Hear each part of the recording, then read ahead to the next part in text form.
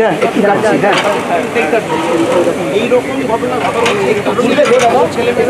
একের পর এক নিয়োগ দুর্নীতি, রেজাল্ট আসছে না, কি বলতে এসছো পিএসসির সামনে? রেগুলার আমরা তো বলতে আসছি 2023 সালে ডব্লিউবিসিএস এর পরীক্ষার মতো রেজাল্ট বেরিয়েছে, সেখানে দেখা যাচ্ছে অসঙ্গতি আসছে। ইডব্লিউএস এর নোটিফিকেশান ছিল কিন্তু কোনো কাট অফ দেয়নি, মানে আলাদা করে রিজার্ভেশন দেয়নি, নোটিফিকেশান থাকা সত্ত্বেও আলাদা করে রিজার্ভেশন দেয়নি। এবং আইসিডিএস সুপারভাইজার মিসলেনিয়াসের বিভিন্ন ক্ষেত্রে নন জয়নিং পড়ে আছে, সেগুলো নিয়োগ হচ্ছে না। আমাদের বক্তব্য দুর্নীতি মুক্ত করে স্বচ্ছ নিয়োগ করতে হবে। সেক্ষেত্রে আগামী দিনে আমাদের বক্তব্য যে অবশ্যই ওএমআর শিটের কার্বন কপি দিতে হবে।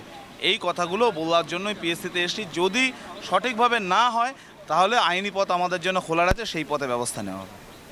এর আগেও তো অনেকবার ডেপুটেশন এখানে হয়েছে, এই যে 2017 সালে প্রশান্ত বর্মনের নাম আমরা উল্লেখ করেছি, যে ভিডিও হয়েছে এরকম, যারা দুর্নীতিগ্রস্ত তারা যদি প্রশাসনিক জায়গায় চলে যায় তাহলে দুর্নীতিটা আরও বাড়বে, এটুকু আমরা জানি।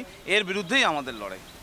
এর আগেও তো অনেক কিছু আইনি পথে লড়েছি, যতটা ধাক্কা দিয়েছি সেখানে কিছু কাজ হয়েছে, তাই জন্যই সেই আশা নিয়ে আবার এসছি, যাতে সঠিকভাবে রেজাল্ট প্রকাশ হয়, নিয়োগ হয়। তার দাবিতে ধারাবাহিক আন্দোলন পিএসসি দুর্নীতিমুক্ত মঞ্চ করবে। আজকে কি কোনো ডেপুটেশন দেবো, যদি না হয় তাহলে আগামী দিনে আইনি পথে এগোবো। দ্রুত স্বচ্ছ নিয়োগের দাবিতে আমাদের আন্দোলন, ওএমআর শিটের কার্বন কপির দাবিতে আমাদের আন্দোলন, ওএমআর শিটের কার্বন কপির দাবিতে আমাদের আন্দোলন। সিট পড়ে থাকা সত্ত্বেও নিয়োগ হচ্ছে না কেন পিএসসি কর্তৃপক্ষ?